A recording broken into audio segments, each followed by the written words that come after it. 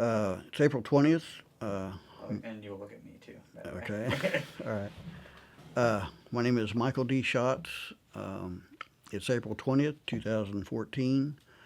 Doing an interview today about experiences in Vietnam.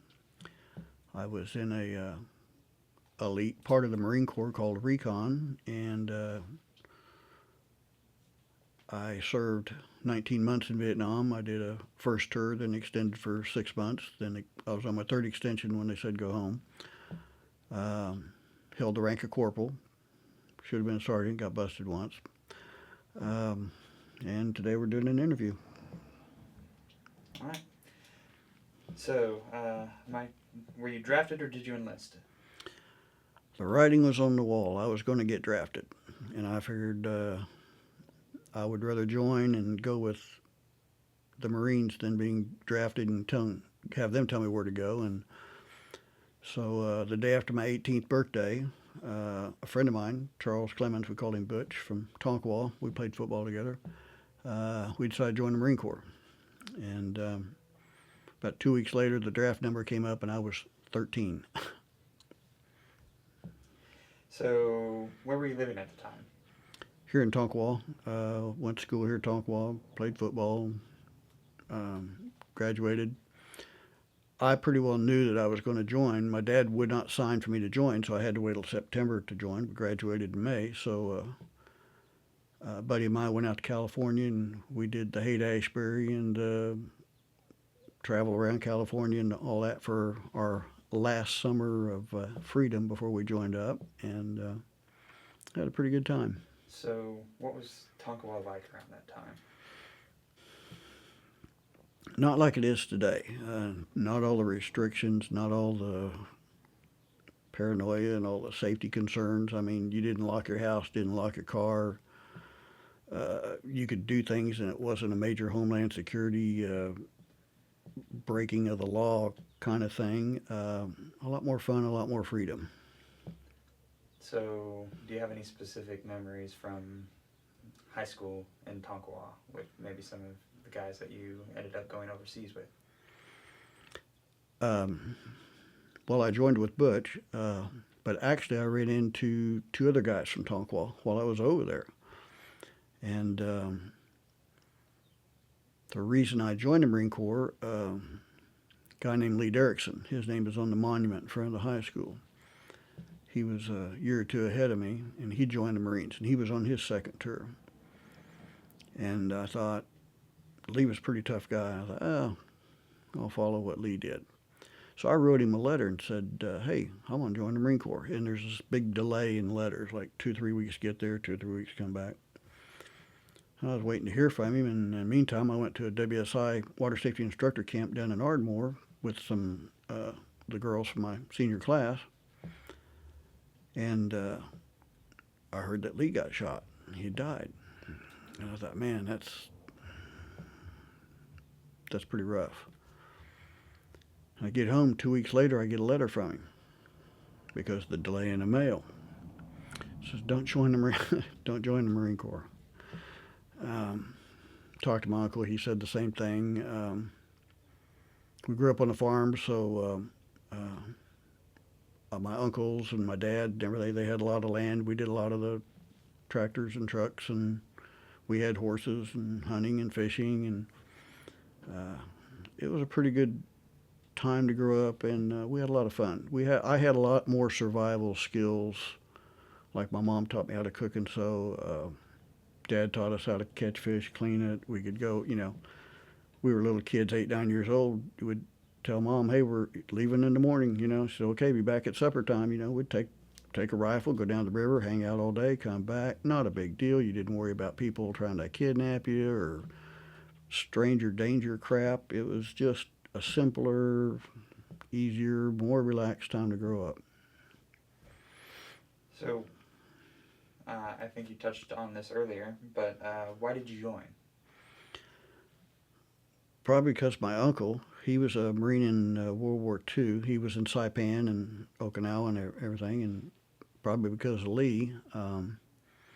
They joined, and I respected them a lot, and I thought that's what I'm going to do, even though they said don't do even though they both said don't do it. And then I talked to Butch, and he agreed, and he said he'd join with me. And so the day after my 18th birthday, we signed up.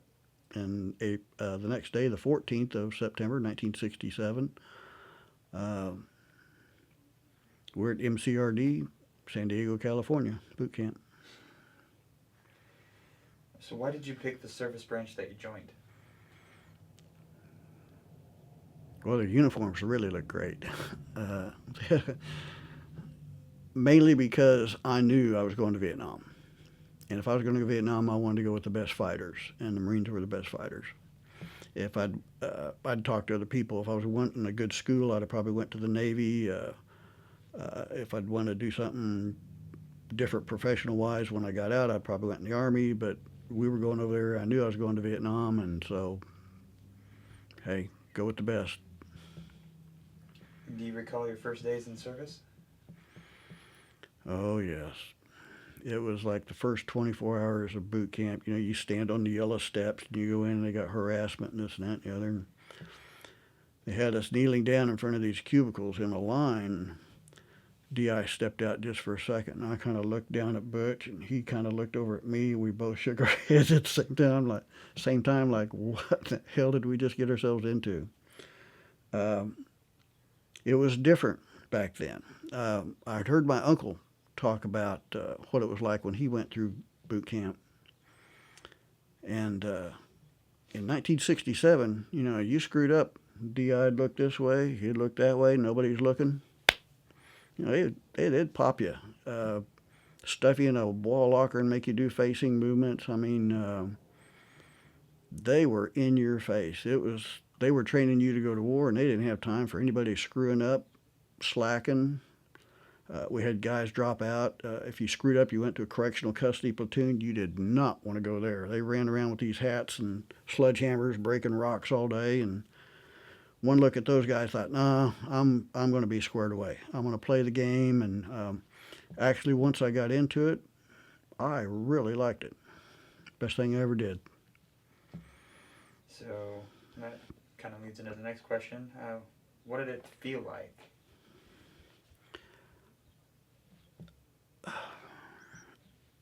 The teamwork was there. I really enjoyed the teamwork aspect. I played football in high school. The same kind of teamwork was with the platoon that we were in. You had your hierarchy of people. They seemed to think back then that a college grad was a good leader. So they would always pick the college grads to initially start off as squad leaders, but hell, they'd rotate them out after about a week or two, figured out they weren't worth a damn. That it was more individual characteristics that made a good leader, not your education. And I figured that out the first day when I saw this squad leader college student try to sew a button on his blouse. He tied one end of the thread around the button and one end around the needle and couldn't figure out why he couldn't thread it. Now here I'm a little kid from Oklahoma, and I'm like, okay, let me go show this guy how you thread a needle and sew a button on, you know. And I'm like, I wasn't impressed with their initial selection of squad leaders and this and that. But like I say, they rotated them out pretty quick. I really, after the first 3 or 4 weeks, I enjoyed it. So you had a lot of feeling of self-worth there? Yeah, I mean, I got into it. I played the game. I'd say, do it, sir, give me more. So tell me a little bit more about your boot camp training experience, like any specific circumstances that stick out?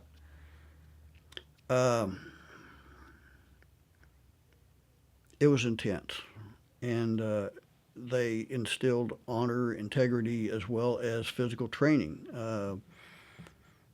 How you take care of yourself, you take care of your buddy, you take care of your team. I excelled on the physical fitness part of it. Obstacle courses were a breeze. I mean, I enjoyed them. When you graduate, or right before you graduate, they do a final physical fitness test, and 500 is the absolute max. And I mean, it is a rare guy that makes 500 on these 500 points on each event. And if you make in the 400s, you're exceptional.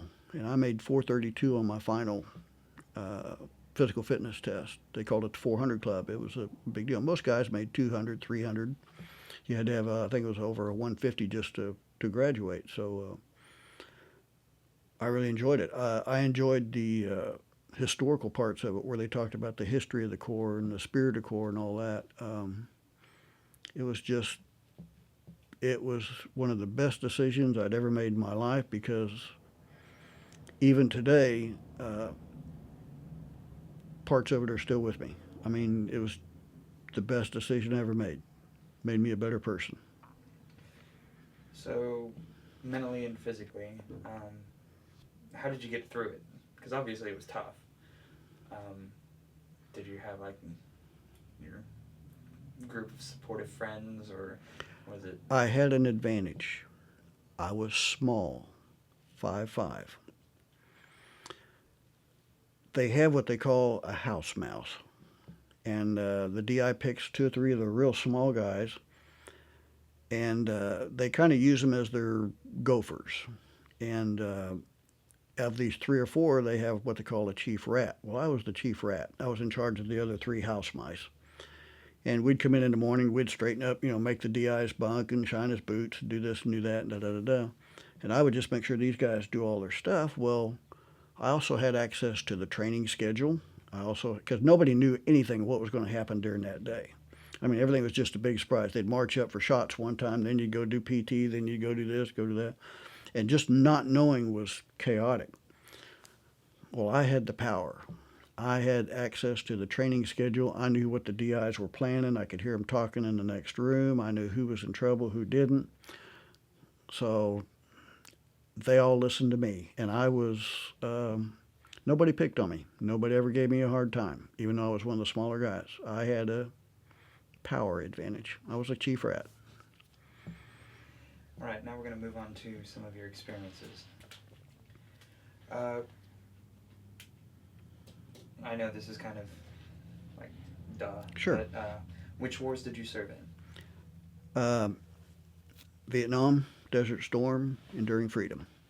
I was in the Marines first, then later the Army, and then later the Navy. Retired with 33 service as a captain. Where exactly did you go during your time in Vietnam? If you look at a map of Vietnam, starting at the DMZ and going down, it's divided into corps areas: I Corps, Second Corps, Third Corps, Fourth Corps, Fifth Corps, etc. And I was up by the DMZ to the north, Laos to the west. We had the South China Sea on the east, and all our missions were in the I Corps area, DMZ, Laos, North Vietnam. When I went to U.S. Navy diving school in the Philippines, UDT Team 12 ran the diving school. Well, they worked way down south in the Mekong Delta where all the waterways were and this and that and the other. And a couple of guys I knew with, they came up and ran a couple mountain patrols with us. They didn't like it, and so I ran down and ran a couple Mekong Delta patrols with them, and I didn't like it. So we all had our little niches and places that we really worked well in. Do you remember arriving and what it was like? They fly in, and the first night we were in Da Nang, they put us right next to the airstrip. And about every 2 minutes, the jets, the F-4s, would come off the end of that airstrip, which was where our barracks were, hit their afterburners, and just shake you out of the cot. And that happened all night long. No rest at all. Next morning, we got on some CH-46s, double-rotated helicopters, and they flew us up to Dong Ha, which is in I Corps. And it's about 10 miles from the DMZ, just south. And they were taking mortar fire at the airstrip when the helicopter started to land. So the pilot just comes in, he hits the ground, he rolls by the operation shack, you throw your duffel out, you jump out while the helicopter's still moving, and as soon as the last guy hits, he's up in the air and he's gone. And that was my welcoming to North Vietnam. We went from there right into the trench. Chopper leaves, mortar stop. Then from there we took a truck down to Dong Ha, and that was they call it Rough Riders, and they were you drive 100 miles an hour, so they were afraid of snipers, this, that, and the other, because it really wasn't a real secure area back in 1967. It's like driving from Blackwell to Tonkwall and everything. And this is secure, Blackwell's secure, but anything in between is Viet Cong, and you get sniper fire. So they drove 100 miles an hour, and that finally got to Quang Tri, slowed down, caught my breath, and I thought, well, here I am. It's intense. So what was your job assignment? After I graduated boot camp, they send everybody to their MOS school. Well, they picked me as a 0311, a rifleman. Not a mortarman, not a machine gunner, just your old basic grunt. And you go into the mountains and you fire all different weapons, which all the weapons I fired are in museums now, flamethrowers, bazookas, BARs, Springfield, all that. And you go through your advanced infantry training and everything. Well, while we were there was one group of guys. Every time I turn around, they're running over here, they're running over there, they're running over here to do this. And I'm like, who are those guys? And they said, well, that's recon. You don't want to go over there. You do not want to go over there. Well, that piqued my interest. I said, well, what is recon? I said, well, nobody knows. You just don't want to go over there. So I walked over there and got to talking to a couple of the guys and decided that's what I wanted to do. So I volunteered. It was strictly volunteer. You could not get in unless you volunteered.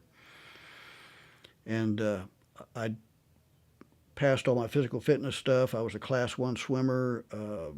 You had to have all that criteria just to get in. And I was getting ready to complete advanced infantry training, and they were going to send me overseas. Well, I got into recon and did an additional 6 weeks training, which was small unit reconnaissance. And that, again, was one of the best choices I ever made. So, just stop me if you need to take a moment. Did you see combat? That's all we did, but in a different sense. If I hadn't volunteered for recon and they'd sent me over as a grunt, I'd have been a regular infantry soldier, like 1st Battalion, 8th Marines, 2nd Battalion, 8th Marines, 5th Marines, 6th Marines. Helmet, flakjack, stomp through the jungle, shoot, bang, bang, they shoot back. Recon was entirely the opposite. There were 4, 5, or 6 of us. They would fly us out way out in the middle of nowhere. You're way beyond any artillery support or anything. The only support you might have is a spooky or a gunship or fast movers like F-4 jets. You sneak in, you sneak out, you don't get caught. I would lay from where I am here to maybe 10 feet away on a jungle trail or just off the trail. We'd watch them walk by all day. We'd go into bunker complexes. We would go into base camps, sneak in, watch them 4 or 5 days, sneak out, don't get caught, because there's only 4 or 5 of you. We had whole teams go out and never come back. And our job was not to fire weapons, not to go in there and do what the infantry did. We were just the opposite. And it was extremely disciplined, extremely intense. Were there many casualties in your unit? Yeah, but they didn't tell us that until I got back, and like 20 years later, I'm reading after-action reports and stuff on recon, and they had a 40 to 60% casualty rate. Teams that just go out and either get ambushed, shot up, or a lot of times just don't come back. I went out on 3 different recoveries of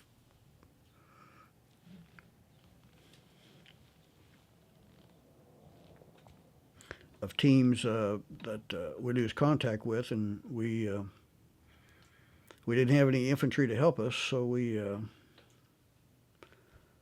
they put out a call, say we got a team in trouble. I mean, everybody in all the battalions in all the companies, no shortage of volunteers. Everybody volunteers, load up on choppers, fly out there, find out. Sometimes we find the bodies, sometimes we didn't. Last known coordinates, firefight ensued, nobody there.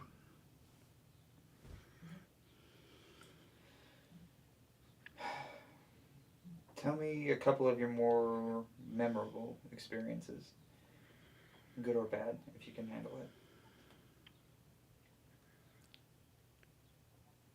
Had some good ones, funny ones.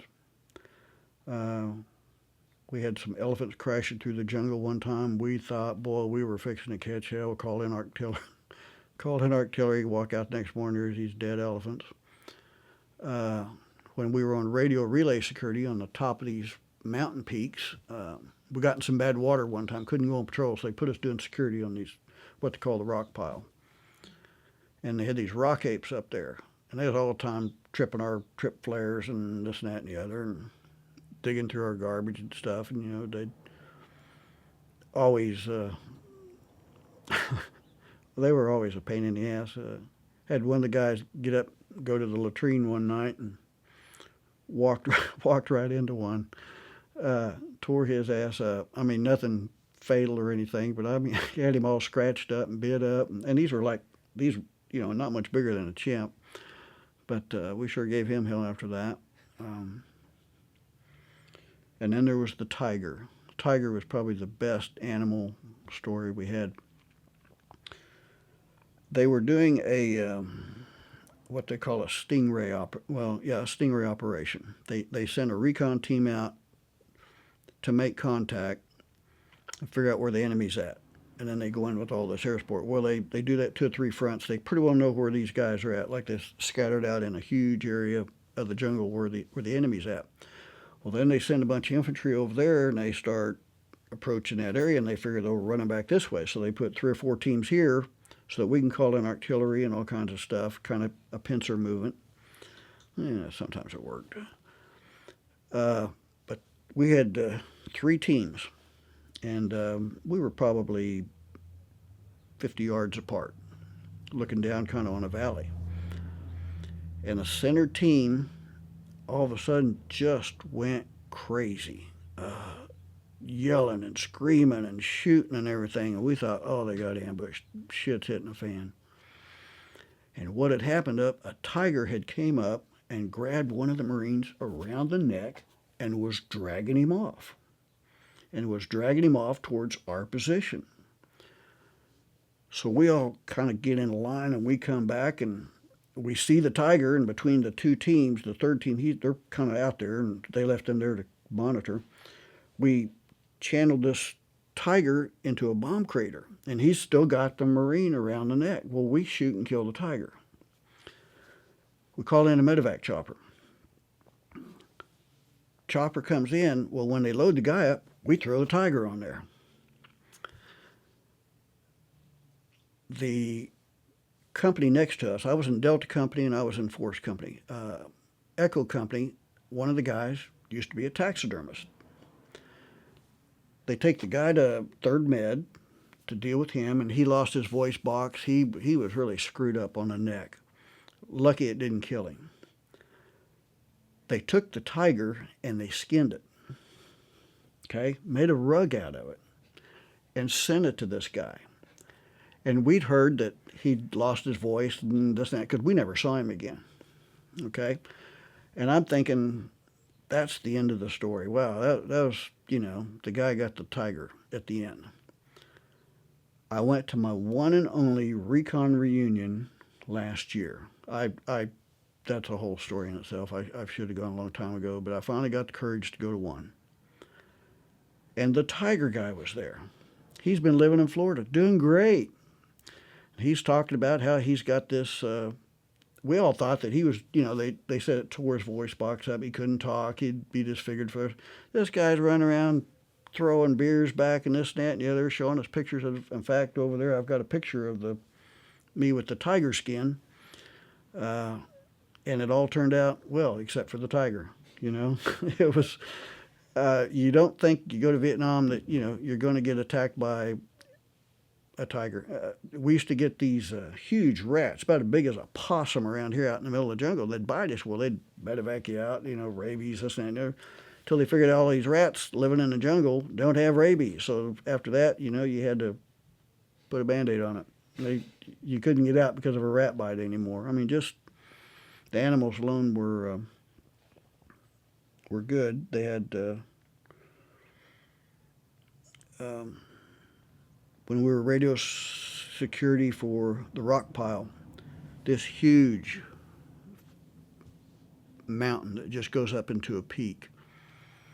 And you could see for everywhere because we would be so far out that we couldn't radio back to base. So they would set up in between where we were and the Laotian border or the DMZ. They'd put a radio relay, a bunch of guys and some radios, big antennas on top of these mountains. So headquarters would radio to them. They would relay it to us over by Laos. We would radio to them and radio our traffic. And in the mornings, it was absolute the most beautiful sunrises and sunsets I've ever seen. And the fog in the valley, because there's a river that runs down through there, would come up and it would be about 100 feet below the tip of where we were. It's like you could just walk down a few feet and just walk on top of these clouds. I mean, it was just absolutely magnificent. Even the jungle sometimes, there were parts of it that were just, they're like, man, I'd like to see this again without the war. It was a beautiful country.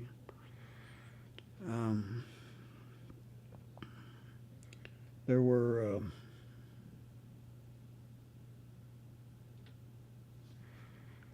something I never expected. From the South China Sea, there's a huge river that flows like what we call would be the Mississippi. It flows inward to Dong Ha and then all around to Quezon.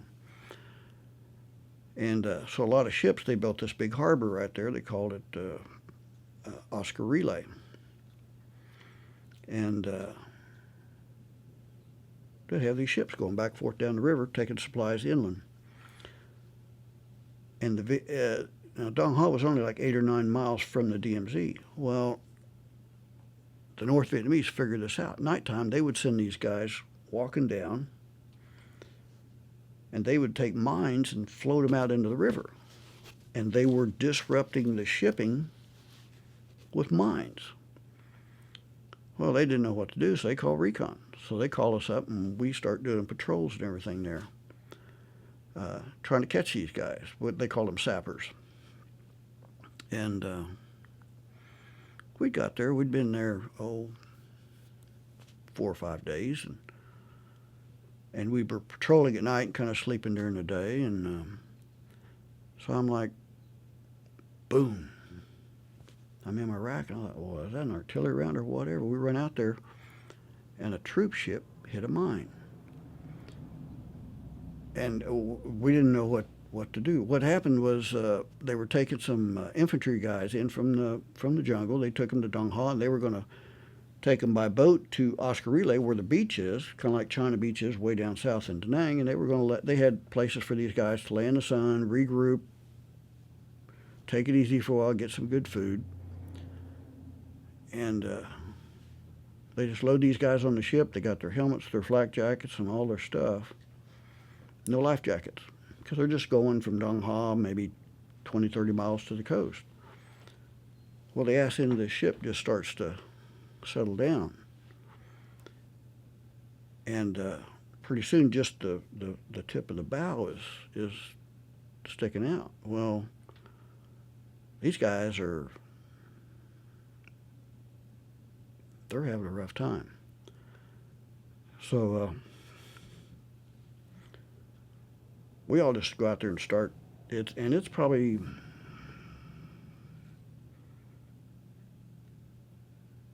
it's longer than 100 yards, about 150 yards wide. I mean, it's a big ass river.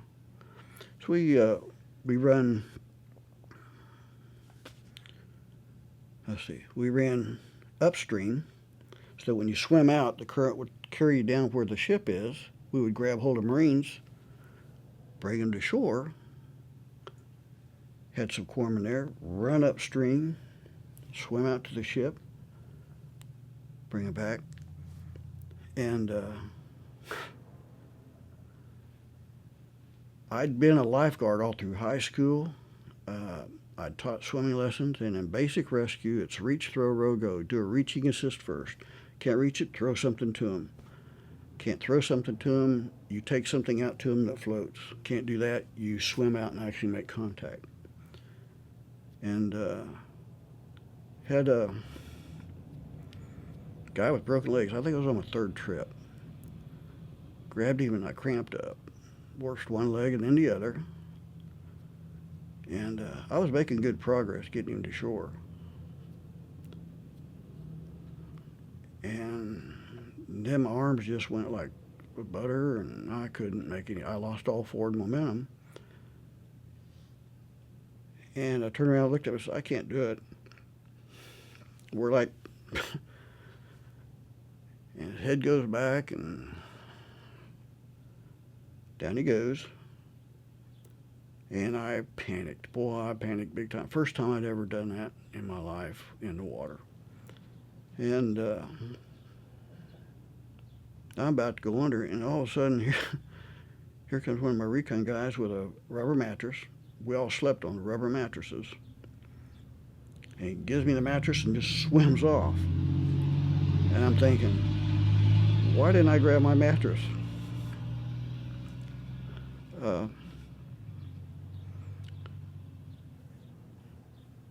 And that was kind of hard to process.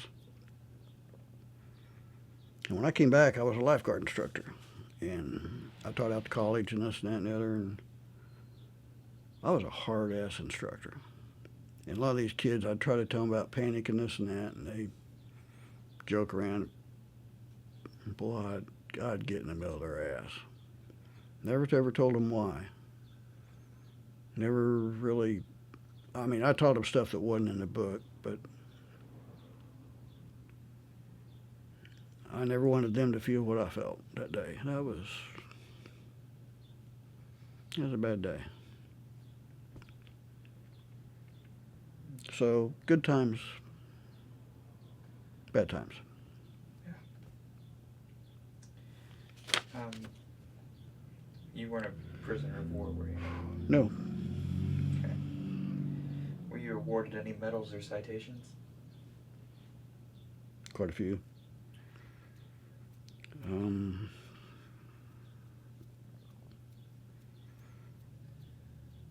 Yeah, I got a Bronze Star, Vietnamese Cross Gallantry, Combat Action Ribbon with 2 devices. Yeah, had quite a few. Yeah. Any specific ones that you have a event that qualified for you for it? Like, how did you get it?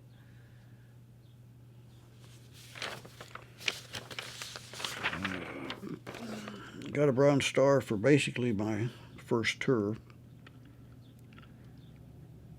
Meritorious service in connection with operations against the enemy Republic of Vietnam while serving as a team leader with Company D, 3rd Reconnaissance Battalion. From 68 to 69, Corporal Schatz performed his demanding duties, exemplary, highly professional manner, participating in 35 long-range reconnaissance patrols in enemy-controlled territory. Repeatedly distinguished himself by his courage and composure under fire. Working tirelessly, he skillfully trained his men and molded them into effective fighting force, capable of accomplishing all assigned tasks. As a result of his outstanding leadership, they captured one North Vietnamese officer, killed 12 enemy soldiers, captured numerous weapons, several large caches of ammunition, intelligence, yada, yada, yada.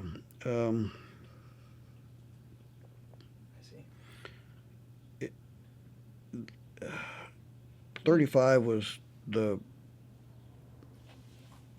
average number of patrols for recon on your 12-month tour. When I left, I had about 55 patrols because I extended for 6 months, and then I finished that and I extended another 6, and I just went a month or 2 into it, and then left before. So I was operations chief for a while. I was team leader. I was an instructor trainer. I was in charge of the scuba locker. I did a lot of different stuff.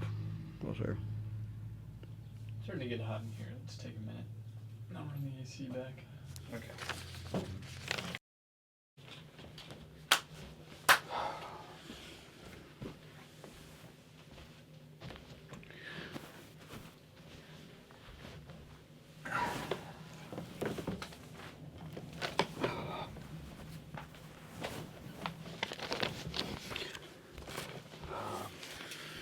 All right.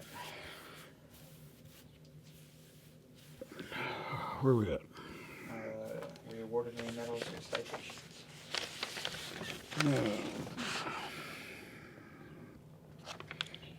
I don't know what else to say on that. I think we're just redoing it because we had a truck drive by.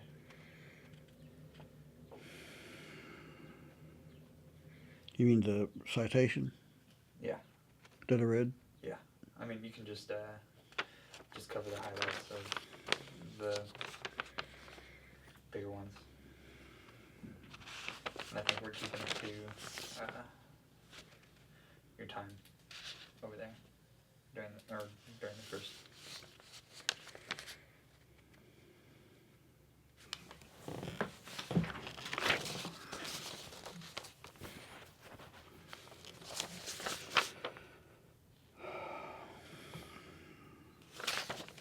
Okay, go.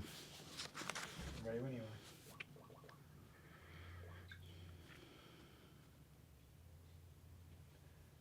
You gonna put that on mute? Yeah. Okay. So, were you awarded any medals or citations? Got the Bronze Star with Combat V, Vietnamese Cross Gallantry, numerous awards and citations. How did you get them? Well, aside from getting busted once, I kept my nose clean. Bronze Star kind of covered my first tour. It basically said I trained my men well. I brought them all back. Nobody got really seriously injured. We captured one officer. We had 12 confirmed dead, numerous others probable. We captured numerous weapons and several large caches of ammunition, which we did. Tons of intelligence. Said I had 35 long-range patrols on my first tour. When I left, I think I had closer to 55. One interesting thing on the officer that we caught, my mom sent me a M16 movie camera, which we carried M16 rifles, so that was interesting. But it was a Super 8 camera, and I just happened to have it on patrol when we caught our first officer. And I had it when we did a lot of our training, rubber boat training, like what you see the SEALs do. We did rappelling from helicopters, spy rigs where they drop a rig in and they pick you up and carry you out, and got a lot of that on a DVD as well. But like I say, I can document the captured officer real easy. Just awards. Doing your job. Doing the job. And when I was a team leader, I never lost a man.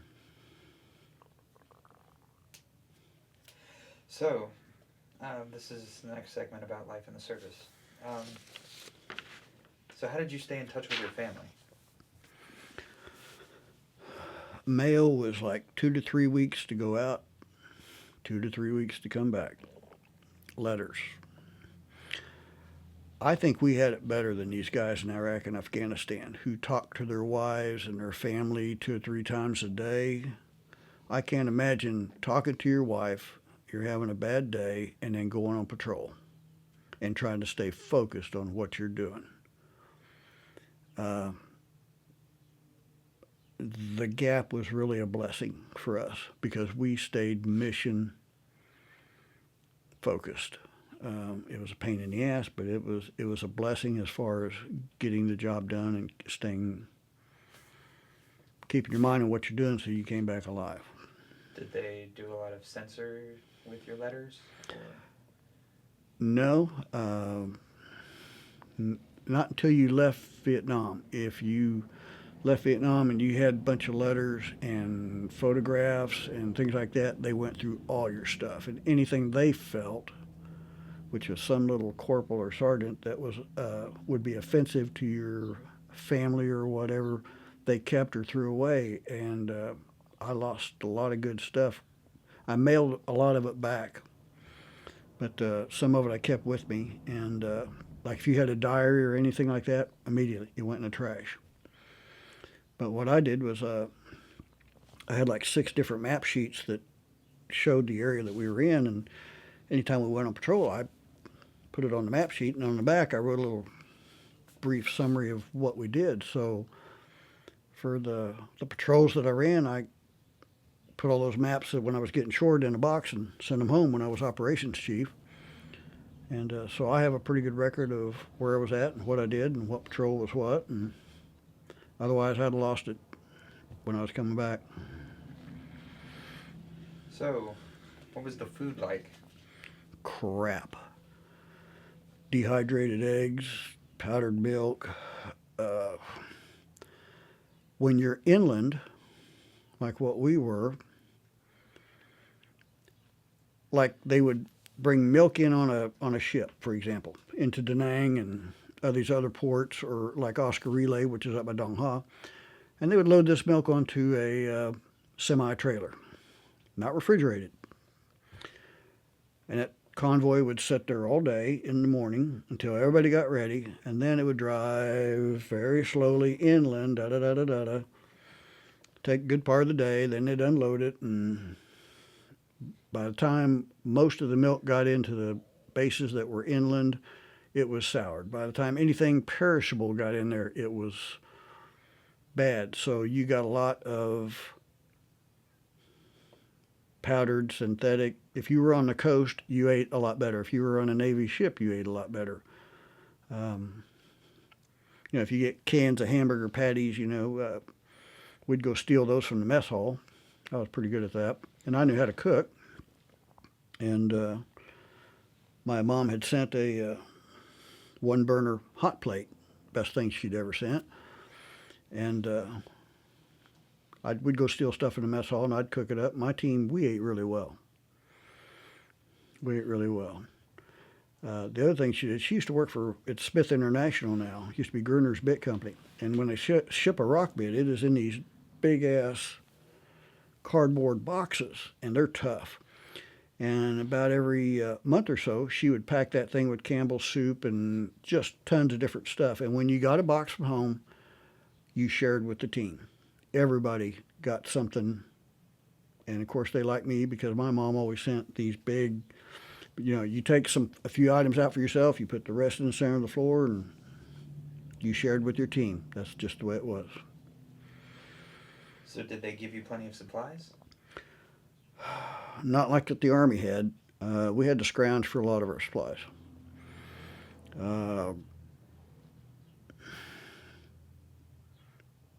Like my uncle sent me a knife. All I had was an M16 bayonet. He sent me a really great hunting knife. We got our own money together to buy these particular strobe lights. At nighttime in the jungle, it's hard to signal if you're getting ambushed where you are. If you do a strobe light, you're letting the enemy and everybody else know where you are. But this one particular strobe light would slide down the barrel of an M79 grenade launcher, 40 millimeter, about the size of a can of soup or whatever. You could slide it down the barrel and point it at the chopper, and he would see that light, and it wouldn't flash out to let the enemy know where you're at. And it's better than throwing a flare and this, that, and the other. So we all got our own money, and we got our own strobe lights. Just little things like that. I mean, they had boots and uniforms and what we call 782 gear, your harnesses, your packs, and all that. But other than that, no, they didn't have much. So did you feel a lot of pressure or stress?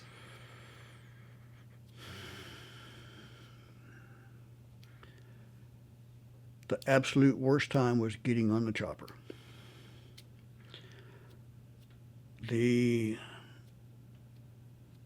way they inserted a recon team was they had 2 gunships and 2 46s, the double rotor helicopters. They'd come in and land every morning. They'd put about 6 teams on there, and they would fly out and they would drop off these 6 teams.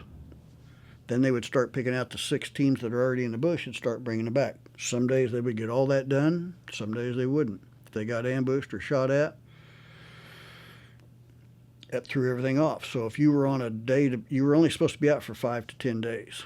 We were out 15 days sometimes because the weather would turn bad and they couldn't get a chopper. Chopper got shot at, didn't pick up all the teams. Da-da-da-da-da. I mean, just one reason right after another. So we used to take, back to kind of food, I used to take a 1 pound bag of rice, and you could take a bamboo shoot, cut it off in front and behind of each joint, fill it half water, half rice, then you go get you some snails and little frogs and fish and this, that, and the other, cut them up, put them in there, and you could take a Claymore mine, take the C4 out of it, and it burns very hot, very fast, no smoke. And you could heat up that bamboo shoot to boiling, and a lot of times we lived off the land for 3 or 4 days because you can't carry enough food for 15 days, be recon and be mobile. It was interesting. Was there anything special you did for good luck? We all had our hats. Mine was a particular, just kind of like it was a camouflaged boonie hat, just round, circular. We all had our hats. So how did you entertain yourself, you and your group? When I first got there for the first 7 or 8 months, we didn't have electricity. You lived in tents. There's a water bowl out in the lane between the 2 company areas. So you walked out there to get your water and you brought it back. And just having a plastic basin that you bought in town to wash up with was an extravagant thing. I mean, after we got electricity, it kind of got a little better. Some guys had tape recordings and reel-to-reels and things like that. We could listen to music. Before that, basically, we all sat around, usually as a team, and probably the biggest thing was mind games. It was like mental chess or one-upsmanship. And we played mind games with each other. Of course, you sat around, a lot of people got high, a lot of people drank beer, a lot of people did a lot of different things, but between the music and the mind games, that's probably the 2 biggest things that we did. Later on, they got in weight machines and all that, but that's after we'd been there for about a year, and people could start working out with weights and stuff. So did they bring in any entertainers for the troops? Yeah, I think we got like the Class B or the Class C entertainers. The good ones went to Da Nang and Saigon, the safe areas. They didn't send many USO shows up to Quang Tri or Dong Ha, which is where I was at. And they would be like a group of Filipino singers or, a rock band from Canada that you never really heard about. It was okay. It was. I thanked them for coming over, and I really appreciated it. But entertainment level wise, it really wasn't that high quality. I did get selected, however, one time to go see the Bob Hope show in Da Nang, and that was really great to see. Rosie Greer was there. They had the Gold Diggers and Margaret. He put on a good show. Bob Hope did good. So what did you do when on leave? That you can say in front of the camera. I took 2 R&Rs. First one was to Japan, and flew to Japan, and everybody was in Tokyo. I mean, it was just all kinds of servicemen there, and it was just crazy. I couldn't handle it. So I met with this little group. There were 4 of us, and we went to Atomiginza, which was a small town outside of Japan. and had a great time. Just a way to chill out for a week. Saw a lot of the country, a lot of the sights. It was a good time. The second R&R I took to Japan or to Australia, that was an exciting R&R. The first one was just to kind of calm down. The second one, I wanted some excitement. And you get off the plane and you go in here to a huge, almost like an airplane hangar, and they got all these almost like carnival booths all over. You can go skydiving over there. You can go deep sea fishing at that one. You can go do this over here, because they know that you walk in that room and you probably got $1,000 to $1,500 in your pocket, and you're wanting to spend it on a good time in 1 week, and they're there to sell you their package. And you could do absolutely anything in the world that you wanted to do. I mean, absolutely anything. And I migrated over to these 5 gals, pretty young gals. 5 gals came over, and we were talking with them. Well, they guided us over to this seaplane, huge mural of a seaplane, Ansett Airways. And basically, you got on the seaplane, and it was a flying bar with these 5 gals. 5 guys, 5 gals. And they flew you at about 600 feet up off the ground, up the Australian coast, to an island called Hayman Island. I mean, it was way out there on the Great Barrier Reef. Well, I'd already been to scuba school, and I'm thinking, Great Barrier Reef, this is great. I'm ready for this. And said, you don't even need scuba tanks, just mass fin snorkel, and they got it all. And we flew up there to Hayman Island, and it was just developing. They had like 8 or 9 kind of guest huts. They had kangaroos hopping around everywhere. Then they had a big building where they served food and everything. I bet their whole staff probably wasn't 20, 25 people. And went up there, absolute great time. On the beach, swim all you want, come back in, party. Everybody swaps around. And then you go back, this is for 5 nights. Well, when you go back to Sydney for the last 2 nights, the girls take you out on the town. Like the Whiskey A Go-Go was a big deal back then. So they take us to the Whiskey A Go-Go, and we go to all these different places. And so we spend the nightlife in the big city for the last 2 nights. Then they take you back, and they get 5 more guys, and you get on your plane, and it was a great time to be had. So where did you travel while in the service? Well, for Vietnam, I did, California for training. Then I went to Okinawa. That's always the stopping point. I did Australia, Japan, did the Philippines for 4 weeks, U.S. Navy diving school. I was in North Vietnam on patrol. Wasn't supposed to be there. I was in Laos. We weren't supposed to be there. They had a way to get around that, though. Nixon, I remember one time we heard him a radio deal. He said, there's no more combat troops in Laos. Well, all they did was change the name to reconnaissance troops. We were still there. But was he telling a lie? Well, whatever. But, yeah, we were still in Laos. Tricky dick. Let's see. I am not a thief. Do you recall any particular humorous or unusual events? Yes.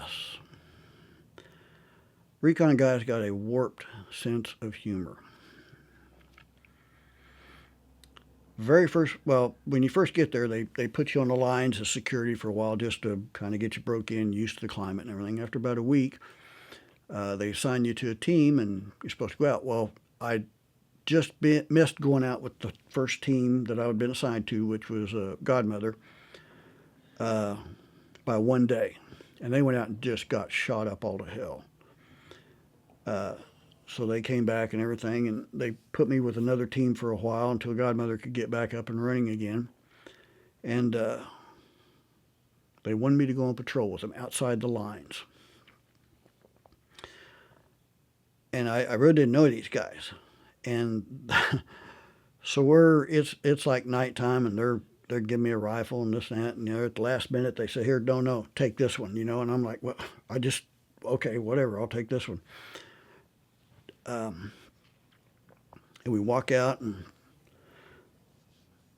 we probably go 1,500 meters or so, and there's a lot of rice paddies and elevations and this and that and the other, and we're on this trail, and we're getting real quiet, and all of a sudden I see these feet. If I stood up, I would be looking at their ankles. I mean, it was kind of a little drop off. And I'm looking through these trees, and I see these feet walking by. And I'm thinking, God, what am I supposed to do? Am I supposed to shoot? Am I supposed to say something? Am I supposed to be quiet? What the hell? I mean, my heart's going 130 miles an hour. I just don't know what to do. And they walk by, and nothing's done. I mean, everybody's quiet. And finally, the guy behind me says, go on, go, move. And I'm trying to tell him, I said, dup. And they're like, just go. And then we go and we sat there for about an hour. And all of a sudden, you have to understand, the enemy we had red tracer bullets. They had green, okay?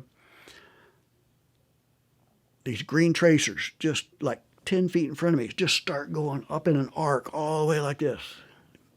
I'm like, oh my God, I'm going to have a heart attack. And I jump behind a bush, like a bush is going to keep me from getting shot. And this goes on, and it goes on, and it goes on, but nobody's shooting. I mean, it's just like, and I thought, we walked into an ambush, everybody's dead. All of a sudden the shooting stops, and they say, where are you? Come on, grab me. And we run back. I mean, I'm having a heart attack. Come to find out, the rifle they gave me didn't have a firing pin. They didn't want me to shoot anybody. The guy that was at the front of the patrol had an AK-47. I didn't know that because I never saw him until it come time to go out, and he just kind of jumped up in the front of the patrol. I never saw it. And he shot the tracers. This is how you break a new guy in on their first patrol. Absolutely terrified. The only thing that wasn't going as planned, there was a patrol out there, and that was the patrol that we saw coming back. That was our guys. And so this guy's telling the other team leader, hey, guy, if we were bad guys, we could have blowed your ass away, and they're joking around, and then they say, where were you at, Schatz? By God, you're supposed to do this. I mean, they gave me a hard time. It was probably a week before I realized it was all a setup. And that's what we did to new guys when they came in, routinely. I did mine. I did it to other guys in a lot of different variations, but they just want to see what you're going to do. Let me tell you, I thought I was going to have a heart attack. I really did. I'd never been so scared in all my life. Pretty crazy. They're pretty crazy, yeah. Funny, well, it's funny now, but it was not funny then. So that kind of leads into the next question. What were some of the pranks that you or others would pull? Variations of the same. The lines kept moving. In other words, they kept going further and further out as the base got bigger. So what you thought was the perimeter, there was actually another or maybe 2 or 3 perimeters beyond that. But new guys didn't know that. They just come up and say, okay, here's the perimeter. Everything out there's VC, bad guys, here to shoot you. And we had one guy that worked in the office. He was Filipino. We dressed him up as a VC, gave the guy the empty magazine, did this. We took him on a fake patrol, bullets are flying. And nobody ever said anything about bullets flying over there. I mean, hell, everybody's got a gun. And we'd act like we're doing all kinds of stuff to this guy, and he's flipping out, going right and left, and it was all a deal. Big charade. And that we used to steal. Marines didn't have clubs per se. They had a building where you could get 2 hot beers a day, but the Army had good clubs over there. But they were like way on the other side of the base, so we would steal these dump trucks all the time and drive over there. We'd get some real easy to get fatigues that didn't have anything on them, and drive over there and go to the Army base, until they figured out haircuts and stuff that we were Marines, and they'd chase us out, and we'd steal a dump truck or whatever and come back, park it somewhere. So they started putting MPs around that area a lot. And while I was at one of these Army clubs, there's a helmet there, and I snatched it. Well, come to find, there's a helmet and a helmet liner. You pull the helmet off, and the liner's an MP helmet. So I would wear this helmet, and anytime the MPs would come, I'd pull it off like I'm an MP, just wave at them. They'd go right on by. So I would impersonate an MP, just crazy stuff that we just stole vehicles, had a good time. Yeah. Sounds like quite an experience. It was different. It was a different time. So do you have any photographs? Yeah, I got 3 albums that made it back. I got all my maps. I got the Super 8 DVD. Actually, all those video Super 8 movie camera, that film sat in a box for probably 20 years. And I never touched it. And finally decided, well, I need to do something with it. So I went through every one of them, and I put them in some kind of an order where I thought they ought to be. But in the middle of doing that, the projector kept jamming up and the film kept breaking. And I don't know if you remember when that film would go and it'd loop around, it'd stop. The light bulb you could just watch the film go, it'd burn a hole in it. Well, I figured I had maybe one more run of that film before it was gone. So I spliced them all together, got the best projector I could, and took it to Oklahoma City. I said, this will run maybe one time. Can you convert it to a VHS tape? They did. About 90% of it came out. And then later I converted it from VHS to a DVD, and I've got it. Like I say, it's got a lot of the training that we do, a lot of the guys that we were in, the first prisoner we caught, a lot of good stuff, a lot of good memories. We may have to see if we can't get that and borrow it. So who are the people in the photographs? I'm assuming yourself and... A lot of team members. It's funny how that works out. Most of it's pictures of guys. And we're so close as a team. There's like 10 guys to a tent. Because there's always 2 going off to training or 2 going off R&R. And we only ran 4 or 5, 6-man patrols. And yeah, when we get back, we're going to do this. We're going to do that. We're going to get together. Never did. They started an association newsletter, and I went ahead and signed up, put my name in there. And the guys on my original team, we maybe 15, 20 years ago, we got to where we were talking. We talked pretty regular. Never made any visits, never made any reunions. And then it just kind of stopped. And last year I went to the first reunion that I'd ever been to. It was good. I got to see a lot of people. I took my DVD tape, got to show it to a lot of, mainly the wives. They didn't realize how we lived and what we did. And the guys tell their wives, yeah, we did this, did that. Well, I got it on disc, and I'm explaining to them, these are the tents we lived in, this how we lived. And it was good, but I'm not going to go back.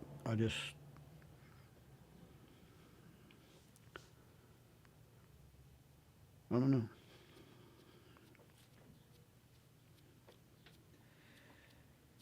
So what did you think of your officers or fellow soldiers? Officers in the Navy and the Army and all that, I later became an officer. I thought I was a good one. I'd been enlisted and I knew how I wanted to be treated, and that's the way I treated my men. In Vietnam, officers never saw them. They were there for formation. They were there for training. They were required to go on so many patrols during their tour of duty. I think it was like 4 or 5 or 6 or whatever. And everybody that we went on patrol, all right, we had corporals and sergeants, E4s and E5s. We ran the patrol. That was, you didn't have any staff NCOs there. You didn't have any officers. The only time the officers came on patrol is when they had to get their little ticket punched that they'd been on patrol, and they picked a soft one, and they'd go out with a team. And most of the time, we'd just tell them, okay, you just stand over there, do what we do, follow us, we'll get you through it, relax. Once in a while, you get one that'd want to take over the patrol, and we messed with them big time. We'd be walking through elephant grass and take a right turn and leave them standing there all by themselves. And then we'd just watch them for a couple hours, let them figure out what they're going to do, because we had the radios. We had the upsmanship. We knew where they were at, what they were doing. They didn't know where we were at. We put them in their place. Of course, back in the area, then they would turn the tables, but that was on them. It was strictly an enlisted man's job.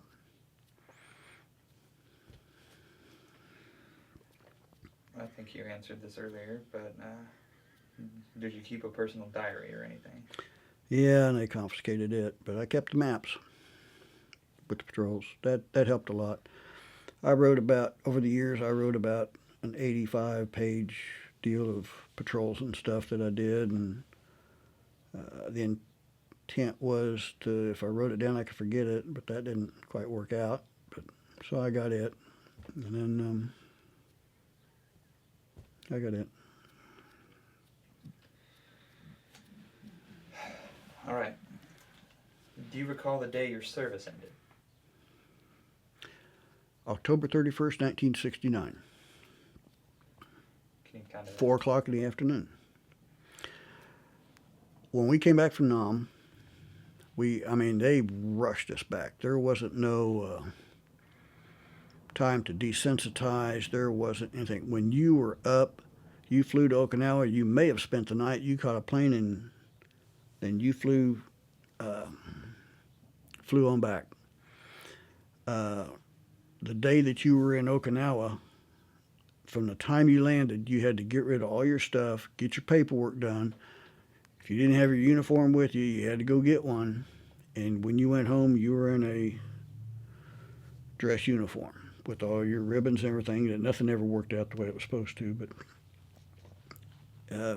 usually we're there one day, gone the next. No time to deprocess, nothing. While I was in Vietnam, we hit a bunker complex once, and we had a bunch of SKS rifles. It's like a 1903 Springfield, a bolt-action rifle that the military used to have, except this one's a semi-automatic. And they're one of the few rifles that you can bring back. I actually registered it as a war trophy while I was in Vietnam. The belt and the compass and some other stuff I'd taken off of prisoners. I had that on my shoulder, flying back to Okinawa. There was nowhere to put it. I had to eat and sleep. People offered me $200, $300, $400 for it because it's like a great souvenir. It's the epitome of a souvenir, and it was really a pain. I almost got rid of it, but I kept with it. And then when you get ready to get on a plane, they fly you all the way back. Well, the pilots, a lot of times, if you talk to them, they'd put it up in the cockpit with them. They always thought it was neat, and they'd watch it for you. If you didn't, you had to put it in baggage. You had to go down there, be the last one to load. You had to be the first one down there to unload it. Everybody in the world's trying to steal this damn thing. And I still have it today. But when we finally landed in San Diego, I was able to lock it up at an armory. We were there for about a week. And the week that we were there, it was total harassment. Marine Corps, they played games, physical PT games, this and that, petty stuff.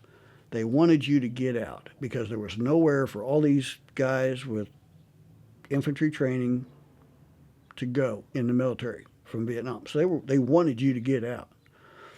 And the last day we were there, they go into this big theater, and they got all these different groups, like Dallas Police Department. They got this. They got a group that's doing salvage diving in Greenland, and they've got this, they've got that, and they got like 20 different booths, and they all give their little speech, and then they want you to go out and mingle with them, and they want you to get a career, and then the next day it's like, are you staying in or are you getting out?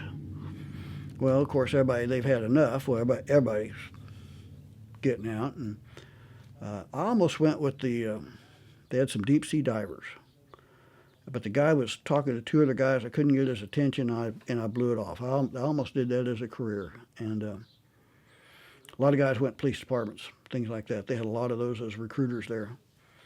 But on October 31st, 4 o'clock, they actually made us do push-ups before we got on the bus to get off base. It was just, you wanted out so bad it was, well, that was their intent. So we all got out. Do we need to check and see what that is? Did you hear somebody talking? Yeah. Yeah, so did I. In there? Yeah. Okay. Hold on a second. I'll go ahead and continue. Alright, so where were you when you got the news, like specifically, That that you were done? when we got on that bus, we knew that we were done because we were headed to the airport, LAX. Okay. Now, when you got back to California, what was the reception? Well, because we were on base the whole time, we landed on a military base, got right on buses, went right to San Diego, and they pretty well had us under lock and key. Once we got on that bus, though, we went straight to LAX. Boy, it was like flipping a switch. They had the Hare Krishna guys, the saffron robes, bald heads out there. They had protesters. This was 1969, at the end of 1969, and protests were really they're taking off. And rather than protest against the government, rather than respect the fighting man for what he was doing, they went after the fighting man rather than the government because they were right there. They were accessible and easy targets. They knew they had the routine down. They knew when that military bus pulled up, we had to walk through that airport, walk to our destination airline and get a ticket. They knew where we were going. They had us pegged. And not only am I walking through there with my uniform and my medals, I've got a rifle over my shoulder. Now, it's not like it is today where you can't bring a handgun anywhere near an airport and they got TSA security and all that. None of that was existent back then. Boy, they focused in on me like nobody's business. And I just blowing these guys off. I'd been to Haight-Ashbury. I'd seen these guys. I'm like, yeah, whatever. You protest all you want. Because we get radio reports and news reports and stuff in Nam, and we knew the protests were there. Marine Corps didn't ever say anything about it. Like, oh, by the way, when you get to the airport, da-da-da, which would have been helpful. But they focused in on me, and before I got halfway to my airline destination, a group of them got around me, and one of them tried to grab my ribbons. Well, you know, they're calling you all kinds of friggin' names. And so I backed off and unslung my weapon, and I stood there and I said, touch me again, I'm going to deck your ass. Well, they came at me, and I decked their ass. Basic butt stroke. I mean, any recruit could have done it. And then here comes security. And instead of them getting into trouble, they take me into custody. So they're walking me off, and all these guys are still standing there yelling, screaming, throwing stuff, and they escort me to the security office. Well, the security office guys, a lot of them are veterans, guys that have been over there. They know what's going on. But they keep me in lockdown, and they call over, they get my flight and everything all set up, and can't get a flight. So they got to do something with me. So I said, hell, I'll take a train. And back then, riding in a train was a lot of fun. It was cheaper than a bus. And you get up on a train, you can walk around and say, hell yes, I'll take a train. And these guys basically kept me under lock and key for my protection, like I needed it. And then they put me in a security vehicle and they drove me to the train station. And I thought, after all the shit that I've been through and all the guys, this is it. This is coming home. And I got on the train, and luckily it was about a 2-day trip, and I had a lot of time just to sit and think. And the train station in Ponca City actually worked back then. So I got right up to the train station, put my uniform, walked off. Friends and family were there. Terrific reunion. Couldn't ask for better. It was just difference between night and day. And everybody in town was respectful. Everybody in town knew what was going on. Tonkwá had a lot of guys. I remember reading I got the Tonkwá News while I was over there, and I remember right before Christmas, I think it was before '68, right before '68 Christmas, they printed all the overseas addresses for Tonkwá guys, and there were, if I remember right, it was like 13 overseas addresses for Tonkwá, Oklahoma, a small town. Now, they all might not have been in Vietnam at that time. I don't know for sure, but you had 13 guys that were overseas addresses during Christmas of that year. And to me, that's a big percentage of Tonkwá compared to the population of it as opposed to other cities. So, what did you do in the days and weeks afterward? Oh, I wandered around, drank a lot of beer, partied for about a month or two, just going nowhere, just really redneck. If I saw somebody with a beard or a peace symbol on a flag, I just got high and right. I'd get in their face. I was really redneck. I was pretty high strung and having a lot of nightmares. Tried to choke my brother out one night. Decided something had to change, so I went to Conception Seminary Monastery. It's up in Maryville, Missouri. And I got with the church and got hooked up with them, and they got me an application, and I filled it out and went, and I spent a year there. And that isolation and that atmosphere kind of brought me back to center. I met a real good friend of mine. We weren't friends when I got there. He did the hippie, the commune, and the protest stuff all the time I was doing the Vietnam stuff, and we eventually became real good friends, and we were older than the other classmates. And I came to see his point on a lot of stuff. He got to see mine, and I mellowed out quite a bit, and came back here, and Joe Brining talked me into going to nursing school, and I did that. GI Bill paid for it. 33 years as an ER nurse. I was fire rescue. I did a lot of different jobs, but finally found some direction after that. Well, that kind of answers the next two questions about go to work or school or your education. Was it in any way supported by a GI Bill or Yeah, something? I went to college on the GI Bill, and I was talking to somebody the other day, and we were just talking about stuff, and everything I did fire rescue, I did FEMA, I taught lifeguard training. Everything I did was towards saving lives.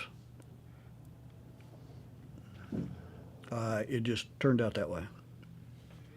I used to go deer hunting a lot. When I got back from Nam, I don't hunt deer. In fact, I don't hunt at all since Vietnam. Animals are too precious. Human life is too precious. I guess that's why I went the direction I did. Hold on a second. Just keep it rolling.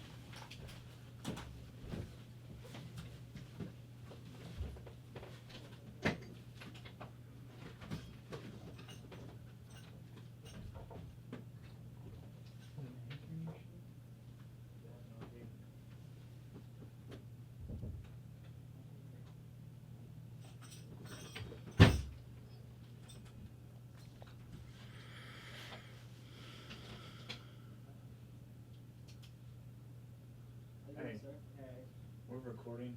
Can you guys? Okay. Are there people up there? Yeah. Oh, I didn't realize. snap. All right. Well, that Bring explains back a in. lot. Yes. There's people here. I didn't know. All right. So, did you make any close friendships while in the service?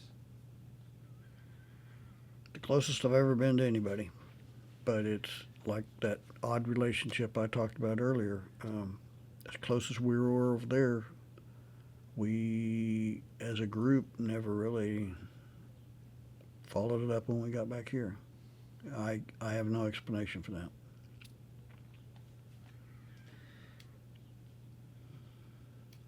So, did you join any veterans organizations? My dad bought me a lifetime membership for the VFW, and I've been in the American Legion in and out over the years. Yeah, pretty much. Was it helpful? No. I've been to the VFW and all that for their activities they have at night, this, that, and the other, and a lot of it seems to revolve around the bar and going in, and I just don't really associate with going in and telling war stories and being around. It's interesting. I stayed in the military. I was in the Army, the Navy, Marines. I was in the National Guard. I was in the Army Reserve. I was in Navy Reserve. That part of it, I could go for a weekend drill. I could go for 2 weeks, and it's a different world, totally different world. And it was almost like an escape. But yet, to go into a VFW club and drink and talk military has absolutely no appeal to me whatsoever. I can't explain it. That's just the way I am.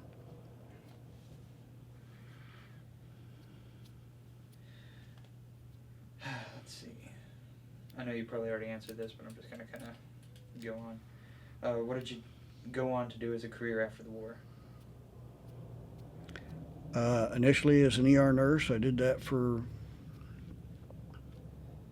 10, 15 years. I quit that. I did industrial nursing for a while when Huffy Corporation started the largest bicycle plant in the United States there in Ponca. I did industrial nursing for 2 years. Then it got to the point all I did was do the worker comp paperwork. Once people figured out how to get paid for a non-existent injury, it just skyrocketed, so I quit that. But at the same time, I was training firemen on the side, teaching EMS training, first responder, EMT training, and I liked it. So I quit a good-paying nursing job and went to work for the Tonkwall Fire Department, training safety officer, assistant fire chief. I taught all the EMS courses, safety courses. But I was working 2 or 3 jobs to put kids through school, and after 14 years, I had to go back to nursing to get some money to really do some of the stuff we wanted to do, and so I got my license back and did some more nursing. My last job, I was at Baptist ER in Oklahoma City. I had 1 trauma room and 3 other rooms that I would deal on a shift, and stayed pretty busy, and then circumstances changed, and now I'm retired. Did your military experience influence your thinking about war or about the military in general? Every day. I look at war today, and sometimes I compare it to what I know. I did desert warfare, I did jungle warfare, and I look at the military today, and sometimes I just scratch my head and wonder what is going on. And some days I'm applauding them and saying, "Go, go, go!" Like when the SEALs do something, things like that. A big pet peeve of mine is it's called lessons learned. Um, in Vietnam, we learned real quick you don't take and get in a vehicle and drive from Quang Tri to Dong Ha in the dark. You're going to get shot at. We invaded Iraq, and I remember seeing the news report where some officer came up with the bright idea that, hey, we're doing night patrols and we're getting our asses shot off. Maybe we ought not do that. And I'm like, we learned that in Vietnam. Why can't we take what we learned there and move it over here and read it? And I got to looking around, and there are books out. Lessons learned in Vietnam, lessons here, lessons there. There's even Army has a website now, lessons learned. Um, People aren't reading it. They're just doing stupid stuff and coming up with these ideas that, hey, looky what I thought of. And it's like, why can't we learn from what we've done in the past? Enduring Freedom, I was in El Paso, Texas for a while, training troops going over to Iraq. And one of the first things I learned was that if I get on the website, say 10th Mountain Division is in Iraq, I can pull up and read their stuff on the web as to what's working and what's not. That's what we were teaching the guys in El Paso. But we were going against the standard curriculum. And I'm like, guys, lessons learned, what is going on here? And you were almost fighting the same establishment that was wanting you to train guys. I mean, I'm doing this to my head. I'm like, what are we doing here? So, military's changed. It's changed a lot. I'm not even sure if I'd tell people that I would encourage them to join. Now, it's changed so much. They don't even take care of the troops like they used to. I probably never thought I'd ever say that. But, they took over our medical or dental. We were covered. They took care of us. Now they tell you got to buy your own TRICARE, see your own doctors, do your own dental, where you're responsible for keeping your teeth up, but we're not going to pay for it. They charge you for this, charge you for that, cut your, I just don't like the direction it's gone.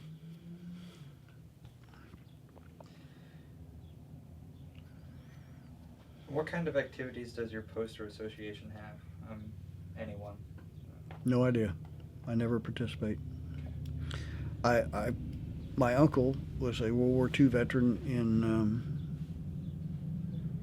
the American Legion post over in Ponca, and I've been to a couple events with him, suppers, this, that, and the other. They were good. They were enjoyed. But if he hadn't asked, I wouldn't have went, and he hasn't asked since, and I haven't gone. So I just not interested. So you're big into the Tonkawa Alumni Association. So what are you guys doing or have done? They were recognizing distinguished alumni and sports figures, but not military. And so 2 years ago,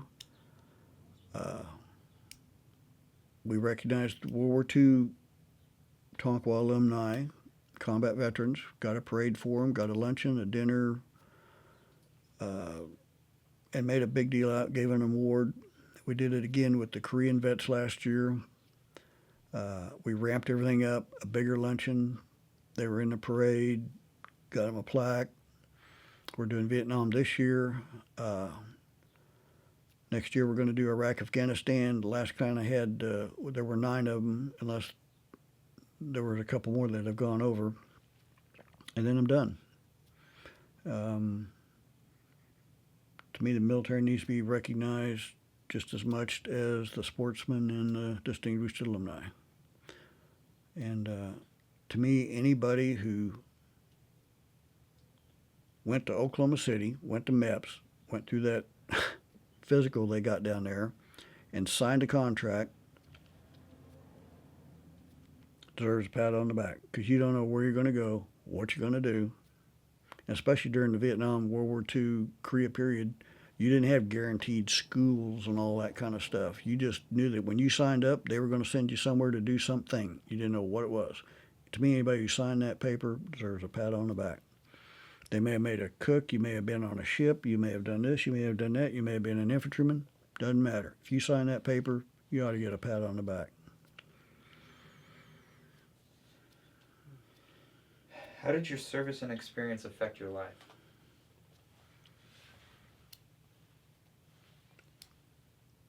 Best decision I ever made, join the Marine Corps. And to stay in the military and in general. It affects everything I do daily. Keep them professional. Honesty, integrity. I try to live up to the standards that I was taught.